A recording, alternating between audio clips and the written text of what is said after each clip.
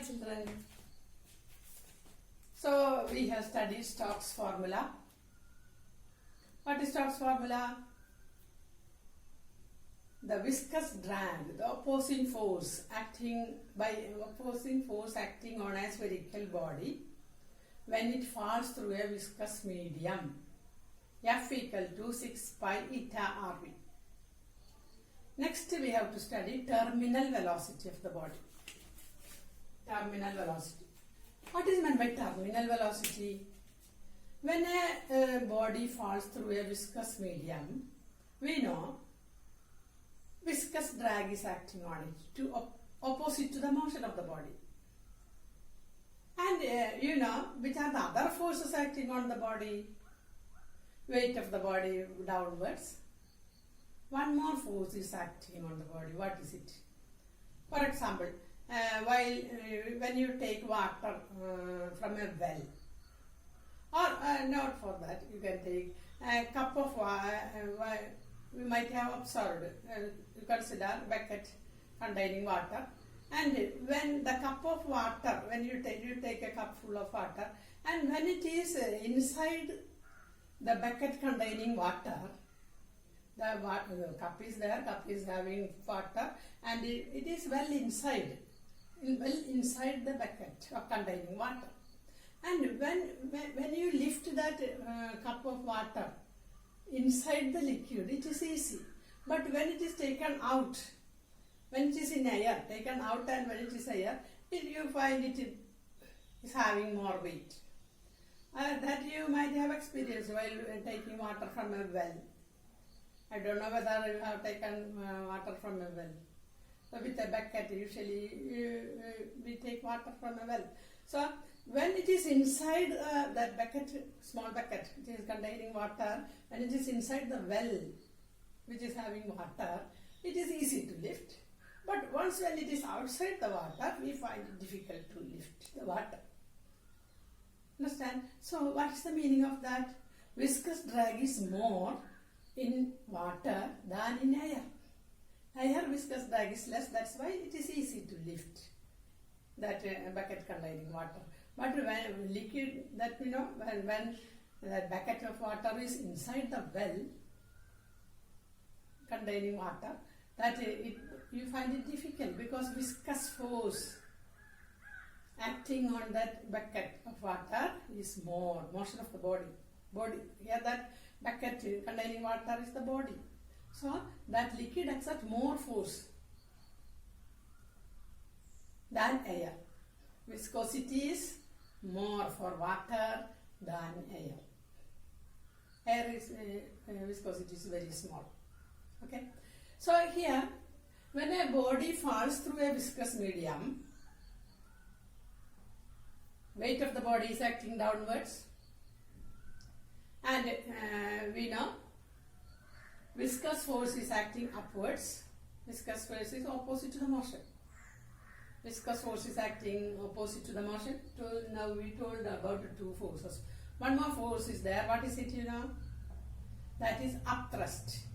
Upthrust means when a liquid is immersed, when a solid is immersed in a liquid, the liquid exerts an upward force on it, other than this viscous force. Other than the viscous force, upthrust, the liquid exerts an upward force on all objects immersed in it. That's upthrust. So how will you calculate upthrust? Upthrust, you know, how much, see, when a spherical body is immersed in a liquid, or when a spherical body is falling through a liquid, what is the volume of the body? Rho is the density of the body. Here you can see a spherical body. R is the radius. Rho is the density of the body. What is the volume? Volume equal to 4 by 3 pi r cubed. Volume. Spherical body. And what is the density of the body? Rho is the density. We know mass by volume is density. Density is rho here. So mass equal to volume into density, mass. So volume into density will give mass. 4 by 3 pi r cubed Rho, volume into density, is mass. Mass we got. Then what is weight? Weight of the body, mg. Weight, mg. So for by 3 pi r cubed rho g. This is the weight of the body. So weight of the body acting is equal to 4 by 3 pi r cubed rho g. It is due to gravity. And how will you calculate, my question is that, how will you calculate the upthrust? So for that you should know how much liquid the body displaces, and that weight will give the upthrust. That means upward force exerted by the medium on the body, upthrust. So upthrust, how will you calculate upthrust? Upthrust is equal to weight of the liquid displaced, upthrust. You can write upthrust, I have represented by Ft. Upthrust equal to weight of the liquid displaced. Weight of liquid displaced. What is the volume of the liquid displaced?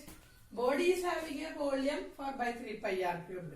So, how much volume of medium it displaces? Its own volume. Its own volume it will displace when it is in that, it takes that much region. Body takes that much space. So, its volume, body's volume is 4 by 3 pi r cubed. So, that much liquid it displaces. And we have to find weight of that liquid. So, weight of the liquid display, volume of liquid display 4 by 3 pi r cubed into volume into density of the liquid sigma into weight g, acceleration due to gravity. That will be the weight of the liquid displaced. So, that is the way to find upthrust acting on the body. Okay. So, now we can see when a body, spherical body falls through a viscous medium, weight of the body is acting downwards. Viscous force is acting opposite to the motion, that is upwards. And one more force is there, that is upthrust. Upthrust is also upwards because liquid is exerting an upward force on all objects immersed in it. So, 3 forces are acting, and initially when we put a marble in a liquid or when a raindrop falls, initially due to gravity, velocity increases. It moves faster due to gravity. We know when a body falls downwards, its velocity is increasing. So, initial stage you can see weight, due to its weight, due to gravity, velocity increases. And then at that time velocity increases, viscous drag. Viscous drag, F is equal to 6 pi eta r v. Velocity increases, viscous drag is increasing. Viscous drag increases. So what happened? And upthrust also is there. So due to these two upward forces, this will be, weight of the body will be balanced at a particular stage. Sum of these two forces, upthrust and viscous force, becomes equal to weight of the body. Balances. So in that case, that is balances means equilibrium, upward force equal to downward force. Then body moves with a constant velocity. That is happening in the case of a parachute. When somebody jumps with the parachute on from an aeroplane, what happened? Initially it will have but in higher places gravity will not be there.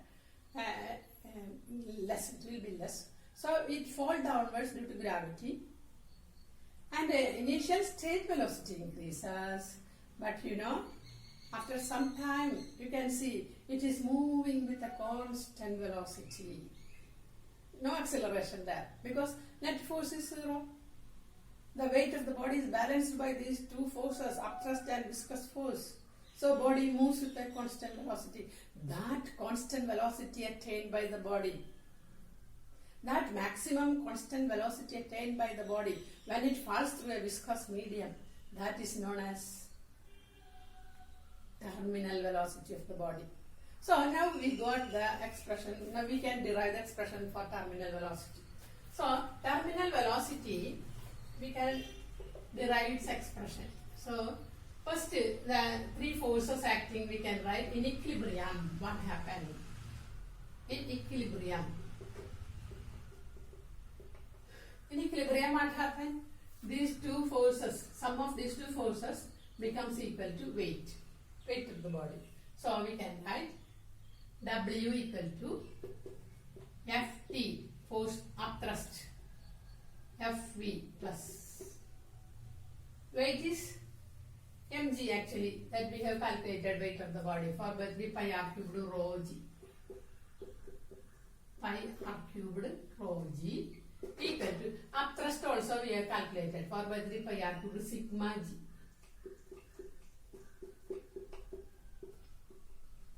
Plus viscous force, upward force, opposing force, that is 6 pi eta r v. V is the terminal velocity of the body, the velocity with which the body falls downwards in equilibrium. So 4 by 3 pi r cubed is constant and g also constant. So this term is taken to left side, so it becomes minus. So we can write constant taken outside, rho, this becomes minus sigma when it is taken to left side, rho minus sigma, g is also constant, is equal to 6 pi eta rv. 6 pi eta rv. Then actually we have to find out v terminal velocity. Okay. So what is v? V is equal to 4 by 3 pi r cubed rho minus sigma into g by 6 pi eta r. 6 pi eta r. So here r, 1 r get cancelled, here we get r square, pi get cancelled, and here 4 is there, so 2, and here you can write 3. So you get write 2 by 9. Here r square is there, r square, rho minus sigma into g by eta. So this is the expression for terminal velocity of the body. Terminal velocity of the body. 2 by 9 r square, rho minus sigma into g by eta. Okay.